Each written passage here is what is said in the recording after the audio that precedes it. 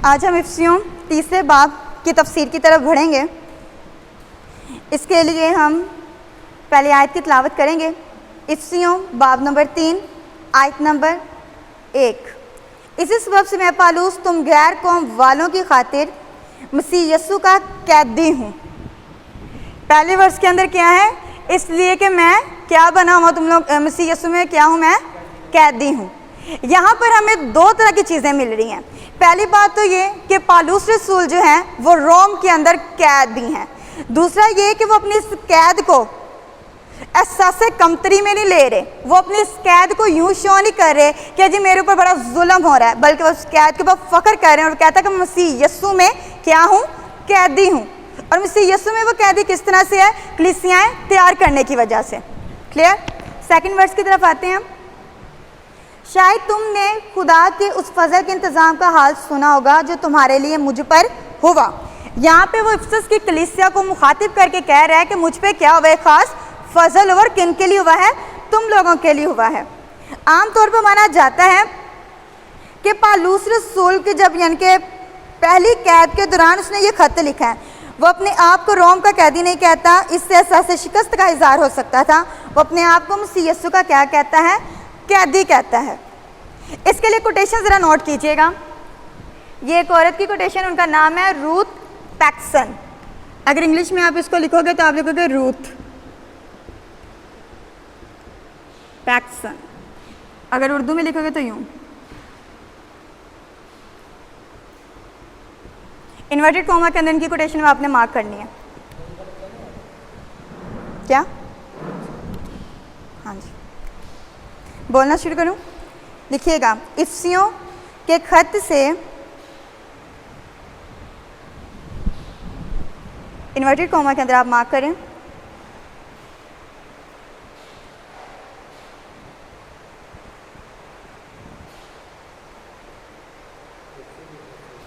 इफ्सियों के खत से कैद खाने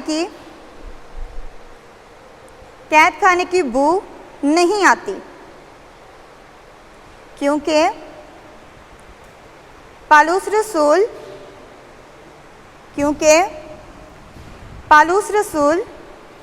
रूह में कैद नहीं है।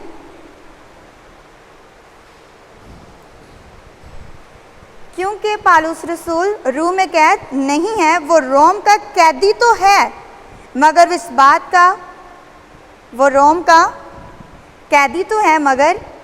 इस बात का इकरार नहीं करता, बल्कि दावा करता है कि मैं यस्सु मसीह का कैदी हूँ। क्लियर हुआ? इसको इन्वर्टेड कॉमा के अंदर क्लोज कर दीजिए।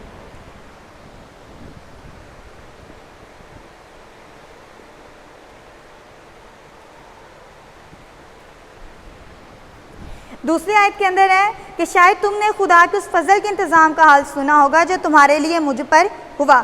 फजल के इंतज़ाम यानी कि कलीसियाएँ कायम करने के लिए पालूस रसूल को खुदा ने काम सौंपा था।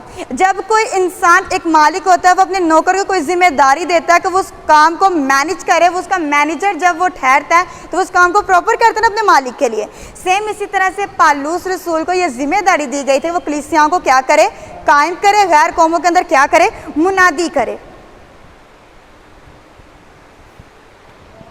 इस तरह तीसरी आयत के अंदर पालूस कलाम मुक़द्दस में लिखा हुआ है, यानी ये कि वो भेद मुझे मुकाशफा से मालूम हुआ, चुनाचे मैंने पहले उसका मुख्तसर हाल लिखा है। यहाँ पे वो क्लियर कर रहे हैं पालूस रसूल कि ये भेद जो ने किससे मिला है? मुकाशफे से मिला। लेकिन यहाँ पर ये हरगिज़ मेंशन नहीं है कि ये मुकाशफा ने कब हुआ, कहाँ हुआ, बल्कि ये मुकाशफा जो ने बराह रास्त खुदा से मिला है कि कलीसिया क्या है? एक भेद है, जिस भेद को खुदा ने अपनी ज़ात के अंदर क्या रखा है? पोशीदा रखा है। हाँ जी, आगे वो क्लियर भी करते हैं। आगे मैंने इसी क्वेश्चन को आपके लिए क्लियर किया था ना, ये उसी का जिक्र हो रहा है। मालूम हुआ चुनाचे मैंने पहले उसका मुख्तसर हाल लिखा है। प्रीवियस चैप्टर्स के अंदर हमने कलीसिया के ताल्लुक से पढ़ा है कि कलीसियाँ कैसे वजूद में आ रही हैं। ये वही कह रहे कि मुख्तसर हाल मैंने लिखा है, जिसे पढ़कर तुम मालूम कर सकते हो कि मैं मसीह का वो भेद किस कदर समझता हूँ। वो यहाँ अपने भेद को क्लियर कर रहे हैं कि वो इस भेद को किस कदर लायक तौर से क्या करते हैं, समझते हैं, और उनके पास इस भेद को जानने की क्या है, बसीरत भी है कि तब्दील शुदा यहूदियों और तब्दील शुदा गैर अक़वामों को मिलाकर एक कलीसिया बनाने का जो खुदा का मंसूबा है वो ये भेद है। यहूदियों और गैर अक़वाम को मिलाकर जो कलीसिया क्रिएट वो करे, तो इसको क्या कह रहे हैं कि ये एक भेद, और ये भेद किसकी तरफ से है, खुदा की तरफ से है। 5th वर्स के अंदर है, जो और ज़मानों में बनी आदम को इस तरह मालूम ना हुआ था जिस तरह उसके मुक़द्दस रसूलों और नबियों पर रूह में अब जाहिर हो गया है। यहाँ पर हम थोड़ा डिटेल चेक करेंगे। आयत नंबर 6 भी ज़रा सुन लीजिएगा। यानी ये कि मसीह यीशु में गैर कौमें खुशखबरी के वसीला से मेरास में शरीक और बदन में शामिल और वादा में दाखिल हैं। आयत नंबर 5 और 6 में भेद का मुकम्मल अब बयान दिया गया। बदन क्या है? जी हाँ, बदन क्या है? कलीसिया। एक पॉइंट ज़रा नोट किया, फर्स्ट पॉइंट बनाइएगा। ये एक सच्चाई है, ये एक ऐसी सच्चाई है जो और ज़मानों में बनी आदम को इस तरह मालूम ना हुई थी। ये एक ऐसी सच्चाई है जो और ज़मानों में बनी आदम को इस तरह मालूम ना हुई थी। क्या हमें पुराने अहदनामे के अंदर कलीसिया का जिक्र मिलता है कि जी यहूदी भी इकट्ठे हो रहे हैं, गैर अक़वाम भी मिल रही हैं और ये कलीसिया बन गई है? ऐसा कॉन्सेप्ट नहीं है। हाँ, यहूदियों की जमात का जिक्र ज़रूर मिलता है, लेकिन यहाँ पर बात की जा रही है गैर अक़वाम की भी और यहूदियों की भी। ये ऐसी सच्चाई है जिसको रूहुल कुद्दस ने अब खुदा के मुक़द्दस रसूलों और नबियों पर जाहिर कर दिया है। रसूलों और नबियों को मखसूस किया गया कि इस मुकाशफे को हासिल करें, और रूहुल कुद्दस वो वसीला जिसकी मार्फत ये मुकाशफों ने क्या हुआ था, मिला है। रसूलों, 12 रसूलों का जिक्र आपको पता है। जब उन्हें ईद पेंतीकोस्त के दिन ये मुकाशफा मिला तो वो क्या एक जगह पर बांध रहे थे, वो मुख्तलिफ जगहों पर फैल गए थे और उन्हें कलीसियाएं कायम की थी।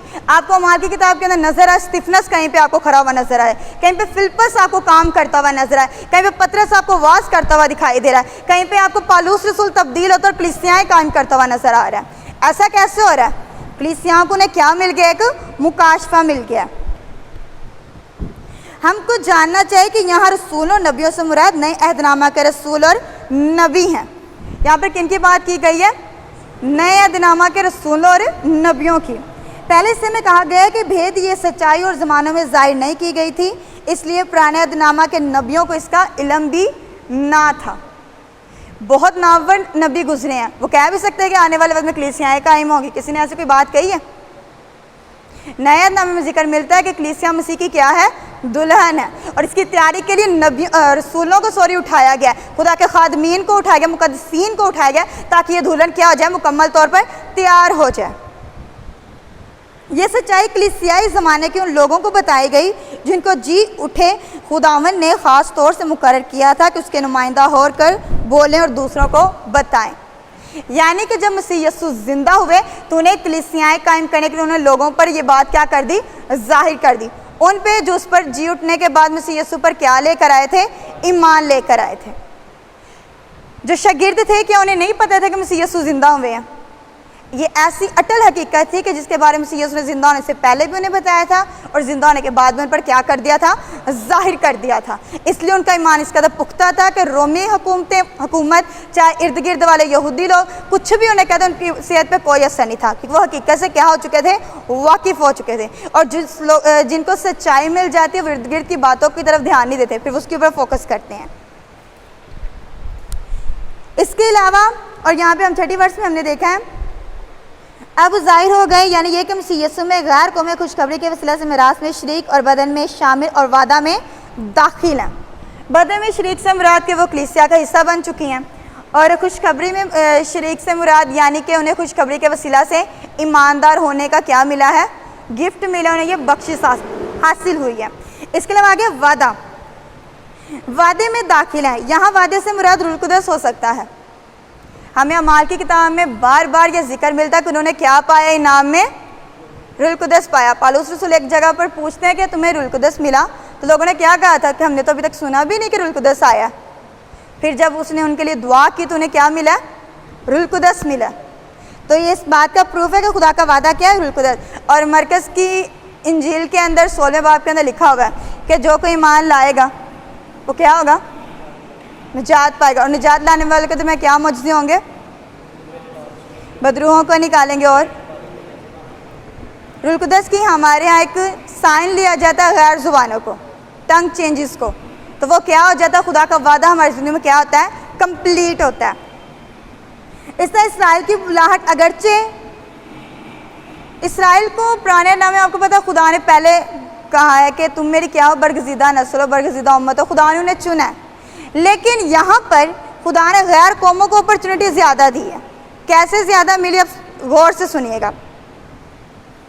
गैर कौमें इसलिए यहूदियों से अब बेहतर है कि मसीह यीशु पर क्या ले आई हैं, ईमान ले और वादे में क्या हो गई हैं, शामिल हो गई, कलीसिया का क्या बन गई हैं, हिस्सा बन चुके हैं। जबकि यहूदी अभी भी कुछ तो ईमान ले आए थे, लेकिन अभी तक सारे ईमान नहीं लाए, अभी भी स्टिल वहीं पे पड़े हुए हैं। तो आसमानी मुकामों में बरगज़ीदा कौन ठहरे, यहूदी के हम लोग। आसमानी मुकामों में किन्हें बिठाने का इख्तियार दिया गया है, हमें मिला, जो ईमान ले आए हैं। इसके लिए अगर आप नोट करना चाहिए तो आप कर भी सकते हैं। इस्तिस्ना 28वां बाब, आमूस 9वां बाब 13 से 15 आयत। इस्तिस्ना 28वां बाब, यहाँ पे आपको बरकतों का जिक्र मिलेगा। आमूस 9वां बाब 13 से 15 आयत। कलीसिया की बुलाहट बुनियादी तौर पर आसमानी मुकामों में रूहानी बरक़ात के लिए है। कलीसिया की बुलाहट किस लिए है, रूहानी बरक़ात के लिए। पीछे हमने कितना ज़्यादा पढ़ा था कि आसमानी मुकामों पर मसीह के साथ क्या हम लोग बिठाए गए हैं, हम मसीह के नुमाइंदों के तौर पर उसके साथ दफन हुए हैं, फिर जिंदा हुए, और क्या हम हो गए हैं, खुदा मसीह यीशु के साथ मेरास में भी शामिल हैं, और उसके साथ आसमानी मुकामों में क्या हुए हैं, बिठा दिए गए हैं। क्लियर हो गया ये कॉन्सेप्ट, कोई कन्फ्यूजन। 7वीं आयत की तरफ आते हैं। और खुदा के उस फजल की बख्शिश से जो उसकी कुदरत की तासीर से मुझ पर हुआ, मैं उस खुशखबरी का खादिम बना। यहाँ पे पालूस रसूल खुशखबरी का खादिम बना है। इसमें कोई शक नहीं है कि उन्होंने अंजील को फैलाने के लिए किस कदर एफर्ट्स किए हैं, किस कदर उन्होंने मुसीबतें उठाई और दुख उठाए। यहाँ पर खादिम से मुराद नौकर भी है। वो अपने आप को कह रहा है कि मैं क्या हूँ, खुदावंद का नौकर हूँ। ये खिदमत अपनी नवैयत के लिहाज से एक बख्शिश है जिसके वो लायक ना था, क्योंकि वो कलीसियाओं को क्या करता होता था, सताता होता था। लेकिन जब चेंज हुआ है तो उसने इस कदर खिदमत की है कि कई दफ़ा उसने मुश्किलात में से वो गुजरा है, कई दफ़ा यहाँ तक कि उसकी जान तक के ऊपर इस कदर मुसीबत आ जाती कि वो मरने के करीब होता था, लेकिन फिर भी खुदा उसको बचाता रहा, क्योंकि खुदा ने उससे क्या लेना था, काम लेना था। 8 वर्ड्स की तरफ आते हैं। ये भी क्लियर होगी, कोई कन्फ्यूजन इसमें हो, जहाँ पे कोई मसला होगा आप पूछ सकते हो। मुझ पर जो सब मुकस्सों में छोटे से छोटा हूँ, ये फजल हुआ कि मैं गैर कौमों को मसीह की बेक्यास दौलत की खुशखबरी दूँ। यहाँ पर अगर हम देखा जाए तो हम कहेंगे कि जी यहाँ पे वो अपने आप को, पालूस रसूल जो है वो अपने आप को बहुत ही क्या कर रहा है, कमतर जाहिर कर रहा है। बाज़ लोगों को ये झूठी फ़रोतनी मालूम होती है। अक्सर हम कहते हैं कि हम तो आप ही के खादिम हैं। अक्सर लोग आजिज़ाना तौर पर ये रवैया अख्तियार करते हैं, हम तो आपके ग़ुलाम हैं जनाब, जो कहें आप। अक्सर ये आपको सुनने में टोन मिलती है। लेकिन पालूस रसूल यहाँ पे फ़रोतनी, आजिज़ी, इंकसारी के ज़ुमरे में ये बात कर रहा है कि वो क्या है, सबसे छोटा है। ना तो वो कलाम में छोटा साबित हुआ है और ना ही वो अपनी खिदमत में छोटा हुआ है। और वो छोटा क्यों खुद को कह रहा है कि बाज़ दरअसल ये एक ऐसे शख्स का हाल है जो रूहुल कुदस से मामूर है, और रूहुल कुदस जिसके अंदर होता है उसके अंदर आजिज़ी, इंकसारी, अरूज पे होती है। क्योंकि पाक रूह कभी भी किसी को प्राइड में नहीं आने देता, कभी भी किसी को तकब्बुर में नहीं आने देता, बल्कि उसको और ज़्यादा तहम्मुल की तरफ लेकर आता है। इसके लिए आप हवाला भी नोट कर सकते हो। और पालूस को तो ये भी याद था कि मैं खुदा की कलीसिया को सताने में खुदा यीशु को सताया करता था। क्या खुदा ने उसके गुनाह को माफ़ नहीं था किया? खुदा यीशु ने डेफिनेटली किया था, लेकिन इस एहसास को, इस बात को याद रखता था कि मेरी पहले हैसियत क्या थी, कि मैं तो खुद मसीह यीशु की कलीसिया को सताने वाला था। तो वो कहते हैं खुदा ने कैसा फजल किया कि अब मैं उसी कलीसिया की क्या करता हूँ, उस कलीसिया को कायम करने वाला बन गया हूँ, और इस बात को अपने लिए बड़ा ऑनर समझते थे। इसके लिए हवाला नोट करें, अमाल नामा बाब 4 आयत, यहाँ पे उनके सताए जाने का जिक्र है, ठीक है। गलतियों पहला बाब 13वीं आयत नोट करें आप लोग, गलतियों पहला बाब 13वीं आयत, फिलिपियों 3 बाब 6 आयत।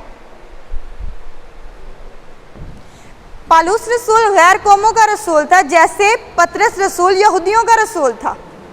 हर एक को खुदा ने मुख्तलिफ क्या दिए हुए थे, इनके काम दिए हुए थे। फिलिपियों 3 बाब 6 आयत। और पालूस रसूल की खिदमत ये थी कि गैर कौमों को मसीह की बेक्यास दौलत की क्या देता था, खुशखबरी देता था। क्लियर हो गया। अब 9वीं वर्ष की तरफ चलते हैं। और सब पर ये बात रोशन करो, सब पर ये बात रोशन करो कि जो भेद अज़ल से सब चीज़ों के पैदा करने वाले खुदा में पोशीदा रहा, उसका क्या इंतज़ाम है। यहाँ पे पौलुस रसूल किन से मुखातिब है, बताएं किन से मुखातिब है? ईमानदारों से, कि अब ये भेद किन पे रोशन करो, सब पर ये बात रोशन करो, बस तुम जाकर सब कौमों को शागिर्द बनाओ और उनको बाप और बेटे और रूह कुदस के नाम से क्या दो, बपतिस्मा दो। उनको ये तालीम दो कि उन सब बातों पर अमल करे जिनका मैंने तुम्हें क्या दिया है, हुक्म दिया है। और देखो मैं दुनिया के आखिर तक क्या हूँ, हमेशा तुम्हारे साथ हूँ। मत्ती 28वां बाब, उसकी कौन सी आयत है? 19वीं और 20वीं आयत। क्लियर हुआ कि कैसे ये भेद हम आगे पहुँचा सकते हैं। अब इसमें भी तो कोई कन्फ्यूजन नहीं ना हुई आप लोगों को, ठीक है। पौलुस की खिदमत का दूसरा हिस्सा ये था कि सब पर यह बात रोशन कर दे कि इस खिदमत का क्या इंतज़ाम है। मौजूदा दौर में खुदा का मनसूबा ये है कि अपने नाम की खातिर गैर कौमों को बुलाकर अपने बेटे के लिए दुल्हन तैयार करे। इस मनसूबे में जो कुछ भी शामिल है वो भेद का इंतज़ाम है। इंतज़ाम कौन करता है? जो मुख्तार होता है। मुख्तार कौन होता है? मैनेजर, जिसको किसी काम को करने के लिए क्या दी जाती है, रिस्पॉन्सिबिलिटी दी जाती है कि इस काम को क्या करना है, तुमने इतने अरसे में, इतने टाइम में क्या करना है, कंप्लीट करना है। और ये काम हमें कब तक कंप्लीट करना है? सिर्फ सीख लिया यही काफ़ी नहीं है, दूसरों को भी सिखाना हम पर क्या है, फ़र्ज़ है। और लाजिम है कि हम जितना सीखें उससे जब आप दूसरों के साथ शेयर करेंगे ना, तो यकीन जाइए कलाम उतना ही आपके अंदर जब भरता चला जाता है। क्योंकि ये मेरा अपना तजर्बा है, जब आप इसको अपने अंदर बाइंड करके रखोगे आपको खुद वर्सेस भूलना शुरू हो जाएंगी और आप खुद हैरान होंगे कि मुझे भूल क्यों गई हैं। लेकिन जब आप इसे दूसरों से शेयर करने में रहेंगे आप खुद हैरान होंगे, आपने जो हवाले कभी याद भी नहीं किए होंगे आप वो बोलते वक्त एक्यूरेट उसको यानी कि बोल लिया करेंगे। और ये खुदा करूँ आपको गाइड करता होगा। ये प्रोसीजर होता है जब आप खुदा के कलाम को दूसरों तक पहुंचाते हैं, क्योंकि ये कलाम किसका है? खुदा का। इसको फैलाने का काम किसने सौंपा है? खुदा ने। ऑनर कौन है? खुदा है। तो जब आप कुछ करते हैं तो पीछे आपके कौन होता है?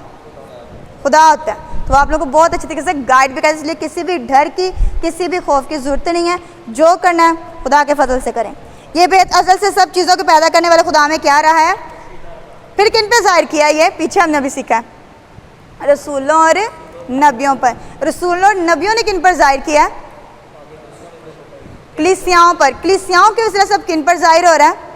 हम पर, गैर अक़वाम पर भी, हम पर भी। तो ये कैसे, अगर क्वेश्चन हो, एक मिसाल है, कहा जाए कि इस भेद को वाज़े करें या साबित करें, तो इस तरीके से आप लोग साबित कर सकते हैं। क्लियर हो गया कॉन्सेप्ट? 10वीं वर्ष की तरफ आते हैं। ताकि अब कलीसिया के वसीले से खुदा की तरह तरह की हिकमत उन हुकूमत वालों और अख्तियार वालों को जो आसमानी मुकामों में मालूम हो जाए। देखें जी कितनी ज़बरदस्त बात यहाँ पे पौलुस रसूल कर रहे हैं कि अब आसमानी मुकामों वालों को भी पता चल जाए।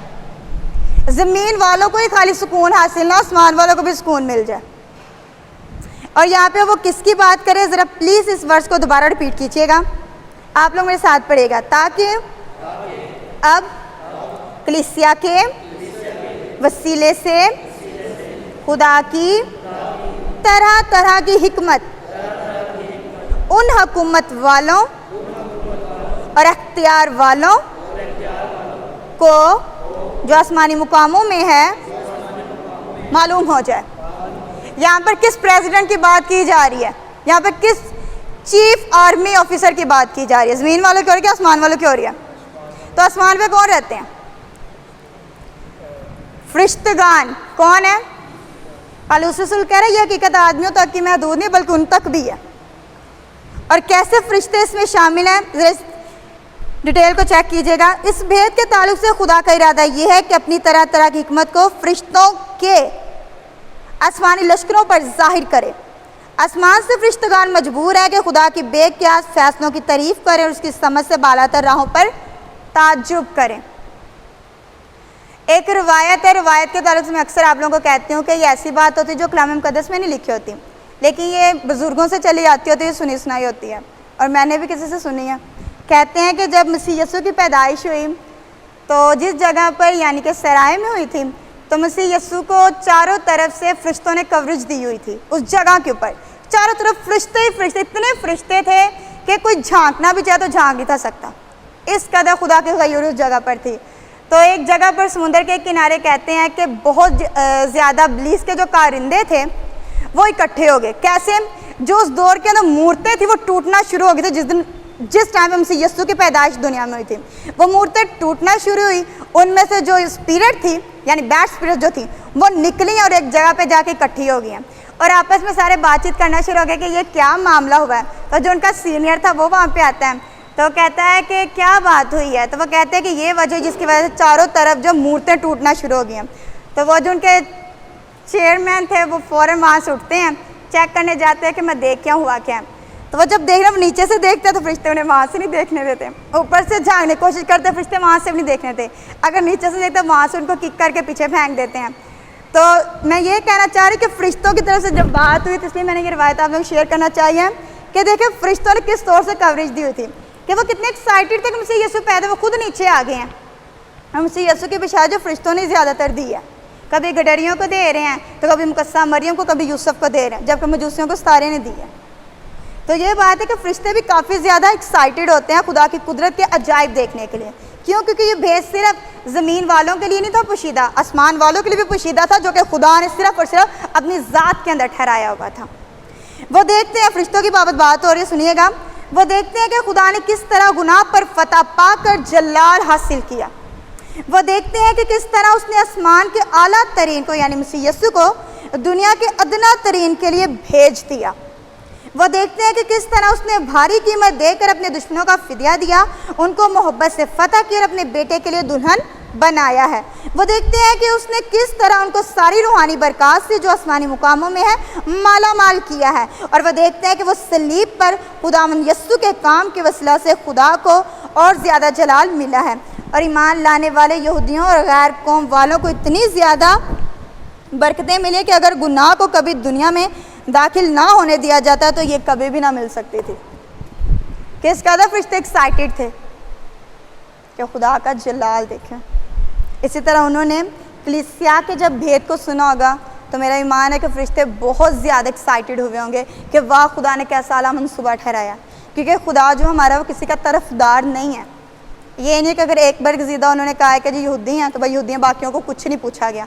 खुदा ने सबके लिए अपॉर्चुनिटी रखी हुई है कि जो मसीह पर ईमान लाएंगे वो क्या है, कलीसिया में शामिल है। 11वें वर्स की तरफ चलें।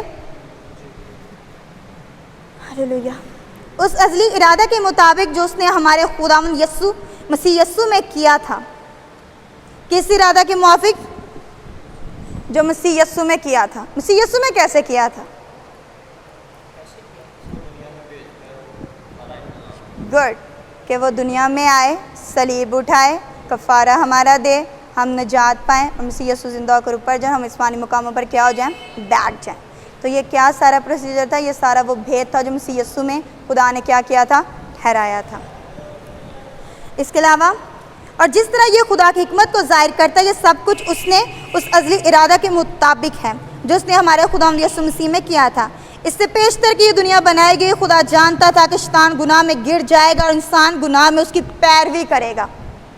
उसने सारी सूरत हाल से निमटने के लिए एक जवाबी हिकमत अमली, एक शाहकार मनसूबा तैयार कर रखा था। यह मनसूबा था मसीह यीशु का तजस्सुम, मसीह यीशु की मौत, मसीह यीशु की क़यामत, मसीह यीशु का सौद और जलाल पाने में जो पूरा हुआ है।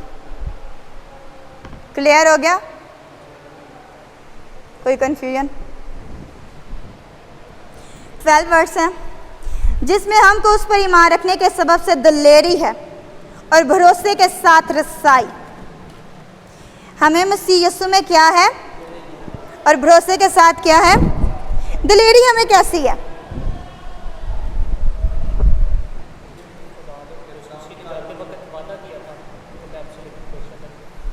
गुड। इसके अलावा और दिलेरी हमें क्या है? अगर हम पाक तरीन मुकाम में दाखिल हो जाएं तो खुदा हमें भस्म कर देगा? यही रसाई और यही दिलेरी है। पहले डरते थे कि अंदर जाएंगे भस्म होके बाहर आ जाएंगे, अब ये दिलेरी कि हम जब जब खुदा की हज़ूरी में जाएंगे खुदा हमें अपने पालिक बेटे बेटियों के तौर पर कबूल करेगा, हमें अपनी मोहब्बत के साथ अपनाएगा और हमारी जो दुआ इल्तिजा उसको क्या कर लेगा? कबूल कर लेगा। ये हमें दिलेरी अब हासिल हो गई है। अब हमें पास्ट में बार बार देखने की नौबत नहीं आती कि हमने जितने गुनाह किए थे, क्योंकि खुदा बाप जो हमारे गुनाहों को नहीं देख रहा बल्कि उस ब्लड को देखता है जो हमारे ऊपर है। ठीक है? इसके अलावा आप एक रेफरेंस भी ज़रा नोट कीजिएगा, याकूब का ख़त पहला बाब 5वीं आयत। ये किस तरह इससे मैच है? हमारी दिलेरी दरअसल ऐसा रवैया है जिसमें खौफ नहीं, ये दिलेरी ऐसी है जो बच्चों को बाप से मुखातिब होने में होती है। हमारी रसाई हमारी वो आज़ादी है जिससे हम दुआ में खुदा से हम कलाम होते हैं। कभी ऐसा हुआ किसी बच्चे ने अपने बाप से कुछ लेना हो और बड़ी मिन्नतें तरले करता हो? ऐसा कभी हुआ? नहीं, ऐसा नहीं होता। क्योंकि मैंने जितने भी बच्चे देखे हैं यही देखे हैं कि वो ज़्यादातर अपने पापा को ऑर्डर ही करते हैं कि हमें ये चीज़ चाहिए शाम तक, नहीं तो कल तक हमें ला कर दें। जबकि कोई बेगाना पड़ोसी का बच्चा कभी कहता है अंकल मुझे भी ये ला के दो, जैसे बेटे को ला के दिया, उसके पास ये अपॉर्चुनिटी, वो डरता है, उसके अंदर एक खौफ होता है कि ये मेरा बाप थोड़ी ना जो मुझे ला के देगा। जबकि जिसका बाप होता है पूरे राइट होता है, बेशक अपने बाप का कभी कहना भी ना मानता हो, लेकिन उस पर यह राइट होता है कि मुझे ला कर देगा। और मैंने खुद ऐसा देखा, बाप फ़ौरन ला के भी देते हैं। मेरे पहला बाप, उसके 12 बाप है भी नहीं, टोटली 5वीं आयत है। चलें जी 13वीं वर्ष की तरफ आते हैं। बस मैं दरख्वास्त करता हूँ कि तुम मेरी उन मुसीबतों के सबब से जो तुम्हारी खातिर सहता हूँ हिम्मत ना हारो, क्योंकि वो तुम्हारे लिए इज़्ज़त का क्या है? बाइस है। यहाँ पे पौलुस रसूल इफिसस की कलीसिया को इनकरेज कर रहे हैं कि परेशान होने की बात नहीं है, घबराने की बात नहीं है। मैं तो खुद तुम लोगों के लिए मुसीबत बर्दाश्त कर रहा हूँ, और मेरी ये जो कैद है कि मैं रोम के अंदर अगर कैद हूँ, इसका मतलब ये नहीं है कि इससे तुम लोग परेशान हो या बेदिल हो जाओ, बल्कि ये तुम्हारे लिए बड़ी इज्जत और फ़ख्र की बात है कि मैं मसीह यीशु में क्या हूँ? कैदी हूँ। और वो उन्हें इनकरेज कर रहा है कि तुमने इस कैद को बेइज्जती का नहीं बल्कि इज्जत का क्या समझना है? बाइस समझना है। इस तरह 14 वर्स है, इस सबब से मैं उस बाप के आगे घुटने टेकता हूँ। पौलुस रसूल किस बाप के आगे घुटने टेकता है? खुदा बाप के आगे। यहाँ पर घुटने टेकने से मुराद ये हरगिज़ नहीं है कि जब भी दुआ की जाए तो बार बार घुटने क्या किए जाएं? टेके जाएं। इससे मुराद है कि रूह का आजिज़ी और इंकिसारी के अंदर होना। हमारे अंदर हर वक्त ये डर, ये खौफ, ये आजिज़ी इंकिसारी होनी चाहिए कि हम खुदा के हुजूर में क्या है? मौजूद है। खुदा हमें क्या कर रहा है? वॉच कर रहा है। कोमल सर को दे दो। इसका 15 वर्स हैं, जिससे आसमान और ज़मीन का हर एक ख़ानदान नामज़द है। यहाँ पे फिर बात की जा रही है आसमान और ज़मीन का हर एक ख़ानदान क्या है? नामज़द है। अब पौलुस उस ख्याल की तरफ दोबारा आता है जो पहली आयत में शुरू किया था, और मसीह के साथ पैवस्तगी की वजह से क्या बन गए हैं। वो गुर्बत और मौत से निकलकर जिस हैरत अफ़ज़ा जलाल की दौलत को पहुँचे हैं, ये पौलुस के दुआ मांगने पर उसको क्या कर देता है? मजबूर कर देता है। हमने प्रीवियसली देखा था ना कि गैर अक़वाम मुर्दा हैं कि नहीं है? तबाही तौर पर मुर्दा थी कि रूहानी तौर पर मुर्दा थी, और उनकी फितरत किस तौर से क्या थी? डाइवर्ट हो चुकी थी। वो किस कदर बिगड़ चुके थे, किस कदर वो बुरी शहावतों के अंदर थे। तो उसी की बात यहाँ पर वो रिपीट कर रहे हैं कि ये बात कि अब तुम लोग वहाँ से निकल कर किस कदर उम्मीद में आ गए हो, और इस बात के लिए खुदा के जिस कदर शुक्रगुजार है कि कहता है कि मुझे अब दुआ करने पर मजबूर किया जा रहा है। और दुआ शुक्रगुजारी की जो है वो कह रहा है कि मैं क्या करता हूँ? अदा करता हूँ। आसमान और ज़मीन का हर ख़ानदान क्या है? नामज़द है। सब जिनका फ़िदिया दिया गया है, जिनको मखलसी मिली है, वो उसके ख़ानदान का क्या है? सर समझे जाते हैं। क्या समझे जाते हैं? शुक्र करना चाहिए हमें खुदा का कि हम मसीहत के अंदर हैं और हमें सिर्फ दुनिया के अंदर ही नहीं ब्लेसिंग मिल रही, बल्कि हमें आने वाले वक्त में आसमान पर ब्लेसिंग्स हमारे लिए हैं और ये हमारे लिए बहुत बड़ी अपॉर्चुनिटी है। और ज़्यादा से ज़्यादा कोशिश किया करें प्लीज़, जो लोग मसीह को नहीं जानते, जो इस अपॉर्चुनिटी को नहीं जान रहे, तो उनसे प्लीज़ इसको शेयर किया करें, ताकि बहुत से लोग जो मसीह से दूर होना चाह रहे होते हैं, मेरा बात समझ रहे हैं मैं किस पॉइंट ऑफ व्यू से ये बात कर रही हूँ, आप उनको प्लीज़ ये समझाया करें कि हमारी जो ज़्यादातर जो ब्लेसिंग है वो मसीह में रहने से है। मसीह से दूर जाने में हमारी ब्लेसिंग नहीं है, बल्कि लानते हैं, चाहे वो इस दुनिया में मिल जाए चाहे आने वाले वक्त में मिल जाए। मिलनी दोनों तरफ से हैं। जिस तरह ब्लेसिंग दोनों साइड से है, उस तरह लानते भी दोनों साइड से हैं। और सिर्फ उनके लिए जो मसीह का क्या करते हैं? इनकार करते हैं। लिहाजा हमने इनकार नहीं करना, बल्कि हमेशा क्या करना है? इकरार करना है। हालेलुया। 16वीं आयत है कि वो अपने जलाल की दौलत के मुआफिक तुम्हें ये अनायत करे कि तुम उसके रूह से अपनी बातनी इंसानियत में बहुत ही जोरावर हो जाओ। बातनी इंसानियत में क्या हो जाओ? जोरावर हो जाओ। हम पलूस की दरख्वास्त की वुसअत से हैरत ज़दा हुए बगैर नहीं रह सकते कि अपने जलाल की दौलत के मुआफिक तुम्हें ये अनायत करे। वो मांग रहा है कि मुकद्दसीन रूहानी तौर पर बहुत ही जोरावर हो जाए। एक छोटी सी एक एग्जाम्पल है, यहाँ पे अभी वर्ष में पढ़ा कि दौलत के मुआफिक। खुदा का शुक्र है हम सब इतने वेल होते हैं कि हम किसी को दे सकते हैं, इतना खुदा ने हम सबको ब्लेस किया हुआ होता है। अब आप देखें, अक्सर का ऐसा होता है कि हमारे पास दौलत होती है, हम अपनी दौलत में से कुछ दे देते हैं। किसी की बेटी की शादी हो या किसी का कोई घर का इशू हो तो हम हेल्प करने में पीछे नहीं होते, या कोई दवाया मीटिंग हो तो हम उसमें पार्टिसिपेट कर देते हैं, हम देते हैं। ये होता है दौलत में से। फॉर एग्जाम्पल अगर मेरे पास 2000 है तो मैं 500 दे रही हूँ, तो ये अपनी दौलत में से दे रही हूँ।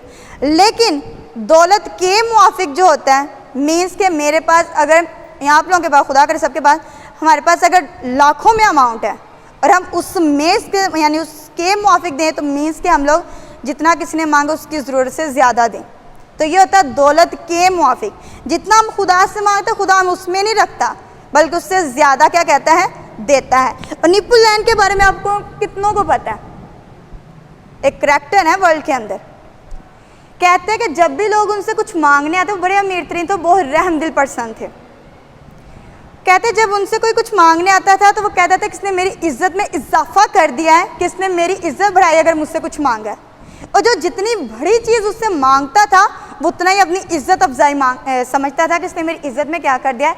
इजाफा कर दिया। इसको लगता है कि मैं इसको इतना दे सकता हूँ। और मेरी ज़िंदगी के अंदर मेरा अपना एक ज़ाती तजुर्बा गुजरा है कि मैंने जब जब खुदा से मांगा है ना, मुझे खुदा ने डबल ही दिया है। और कई दफ़ा ऐसा होता है कि मेरे जो मांगते मुझे वो नहीं मिलता, बल्कि खुदा उससे अबव करके मुझे दे देता है। और हमेशा इस चीज़ से बड़ी हैरान होती हूँ कि खुदा वाकई मेरी ज़िंदगी में ऐसे मिरेकल्स लेके आता है। क्योंकि मैं इस स्टडी में बैठी हुई थी रिलैक्स होकर कि बस भाई, और मैं दूसरे लोगों तक इसको पहुँचा रही थी। मुझे घर बैठी को ये कॉल गई थी कि आपने ये स्टडी देनी है, और मुझे यहाँ लेक्चर देने से एक दिन पहले बस बुक दी गई थी कि यहाँ से स्टडी देनी है। ये खुदा का फजल था कि मेरी औकात से ज़्यादा, मेरी वैल्यू से ज़्यादा खुदा ने मुझे मुहैया किया। आगे 17 वर्ष है, और देखिएगा खुदा आपकी ज़िंदगी में इससे भी ज़्यादा करेगा। और ईमान के वसीला से मसीह तुम्हारे दिलों में सुकूनत करे, ताकि तुम मोहब्बत में जड़ पकड़ के और बुनियाद कायम करके समकसों समेत बाखूबी मालूम कर सको कि उसकी चौड़ाई और लंबाई और ऊंचाई और गहराई कितनी है। 17 आयत के अंदर ईमान के वसीला मसीह तुम्हारे दिलों में सुकूनत करे। कहते हैं ना, बस ईमान सुनने से पैदा होता है, सुनना मसीह के। ये वर्ष कहाँ पे है? 10-17 ऐसा ही है। मैं अक्सर लोगों के एक सवाल से बड़ी हैरान होती, लोग कहते हैं ईमान कैसे मिलता है, कहाँ से मिलता है, कैसे अपने अंदर लाया जाए।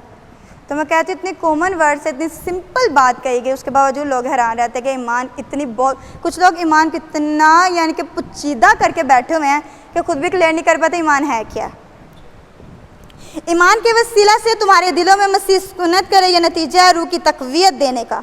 हम इसलिए ताकत दी जाती है ताकि मसीह हमारे दिलों में क्या करे? हकीकत में खुदा यस्सू से कबूल करते वक्त ही ईमानदार के अंदर ज़ाती तौर पर सुकूनत अख्तियार कर लेता है। जब आपने मसीह यीशु को नए सिरे से कबूल किया है तो आपने एक तजर्बा किया होगा उस दिन कि आपको अपनी रूह के अंदर बड़ा इत्मीनान महसूस हुआ होगा। और ये वही वक्त होता है जब खुदा हमारे अंदर होता है और हम इस्तेमाल करने के लिए तैयार होते हैं। हवाला नोट कीजिएगा, यूहन्ना की अंजील 14वां बाब 23वीं आयत, मुकाशफा 3रा बाब 20वीं आयत।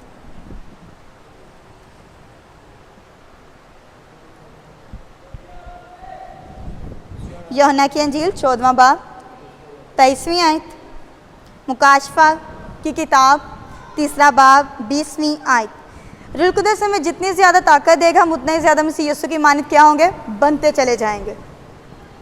इसके लिए एक ज़रा रेफरेंस है आगे कि अभी हमने देखा है 17 आयत के अंदर कि मोहब्बत में जड़ पकड़ के और बुनियाद कायम करके। स्क्रोगी, एक राइटर, इनका ज़रा नेम मेंशन कीजिएगा, मैं लिख देती हूँ, उर्दू में भी इंग्लिश में भी लिख दूँगी।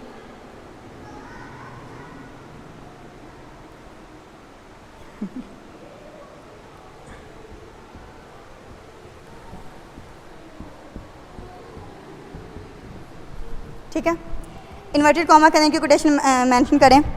कहता है मोहब्बत वो मिट्टी है। स्कॉर्गी कहता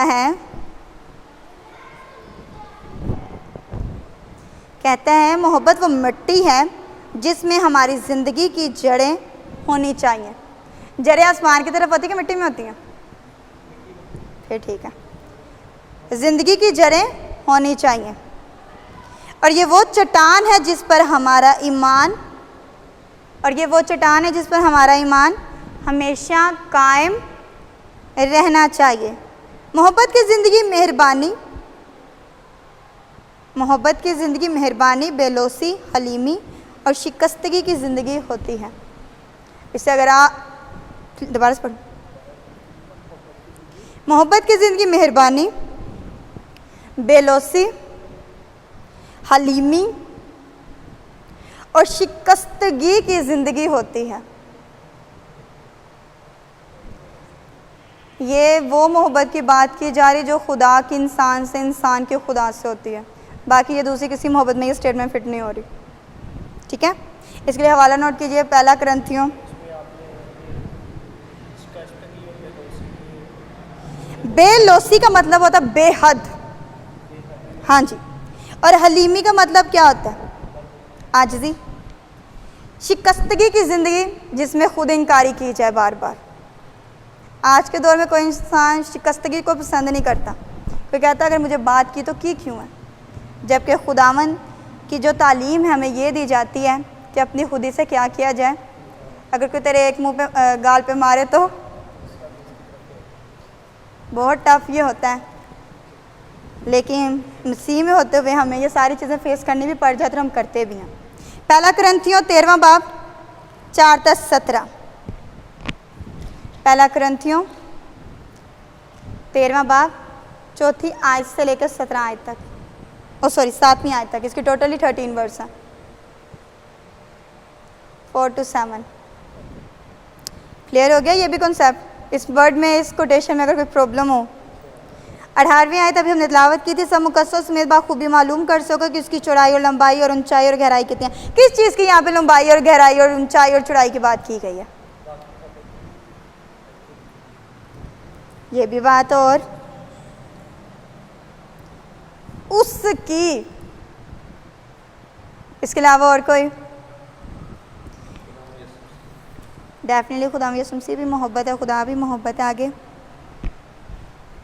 और ज़हनों को ना दोहराया करें, जिस तरह मैं पूरा वीक दोहराती हूँ।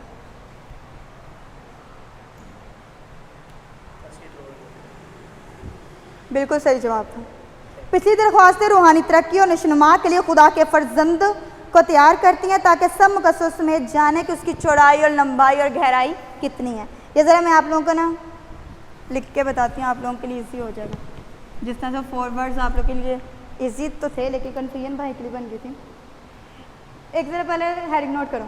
अगर मकसद मसीह की मोहब्बत हो तो ताल्लुक़ यूँ बयान किया जा सकता है। अगर मकसद मसीह की मोहब्बत हो तो ताल्लुक़ यूँ बयान किया जा सकता है। ताल्लुक़ रिलेशनशिप,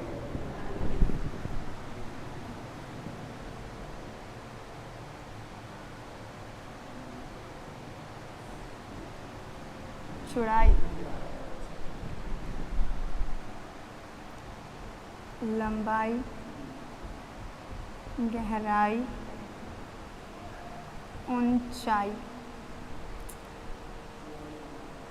मुझे नोट्स में मिले होते हैं ना बने बनाए तो मेरे लिए बहुत इजी होना था। ऊंचाई, इनके आगे सामने आपने ना एरो लाइन शो करनी है। बताती हूँ, सब कुछ बताऊँगी, रिलैक्स।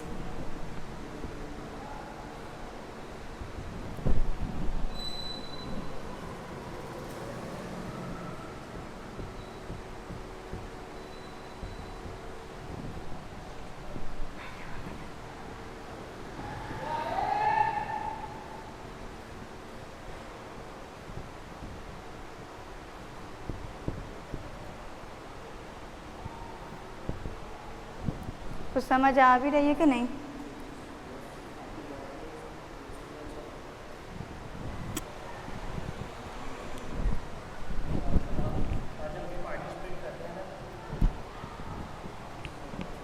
आज एक भाई ने ना इसलिए सब कुछ ठीक जा रहा।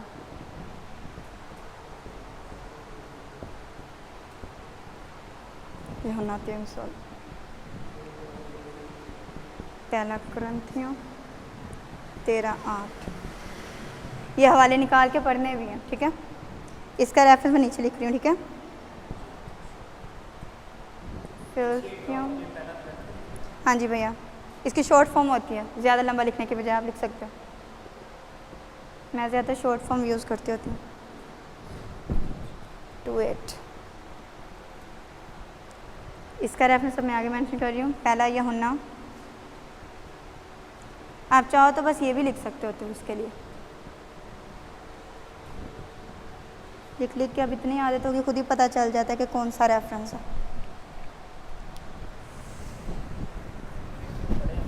हाँ जी, ये सबको आती है। यूहन्ना 3:16 खुदा ने दुनिया से इतनी जल्दी थक जाते हैं सारे, क्योंकि खुदा ने दुनिया से ऐसी मोहब्बत रखी कि उसने अपना इकलौता बेटा बख्श दिया ताकि जो कुछ में मान लाए बल्कि हमेशा की ज़िंदगी पाए। दुनिया से चौड़ाई कितनी है? पूरी दुनिया। लंबाई क्या? हमेशा तक। पहला कुरिन्थियों 13 बाब 8वीं आयत, अब ज़रा रीड आउट करो। अलग अलग हवाले निकालो सर। नहीं भाई, आप हवाला निकालो। पहला यूहन्ना 3 बाब 1-2 आयत।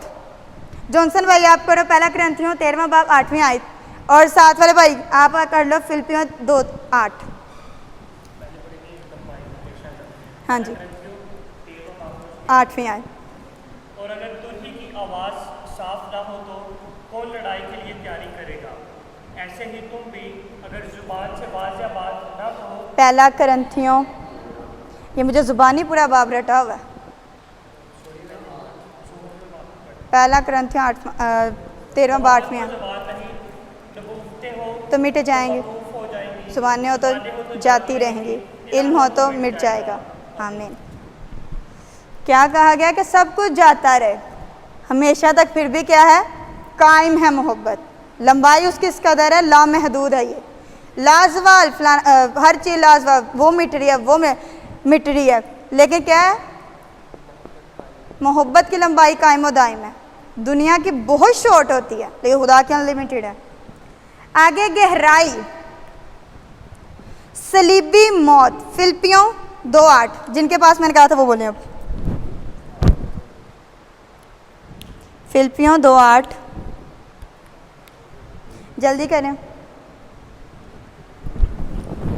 इंसानी शक्ल में ज़ाहिर होकर अपने आप को पस्त कर दिया और यहाँ तक फरमाबरदार रहा कि सलीबी तक मौत, बल्कि मौत द्वारा। आमीन। गहराई देख ली है। हमें तो किसी के लिए कुछ बोलने का मौका मिल जाए ना, हमसे पहले कोई नहीं छुपता। तो मसीह यीशु ने तो हमारी जान तक दे दिया। तो ये क्या? गहराई है। ऊंचाई, पहला यूहन्ना 3:1-2।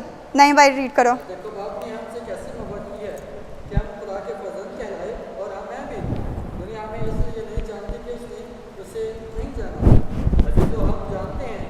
जब वो जाहिर होगा तो हम भी उसकी मानित होंगे, लेकिन उसको वैसा ही देखेंगे जैसा वो है।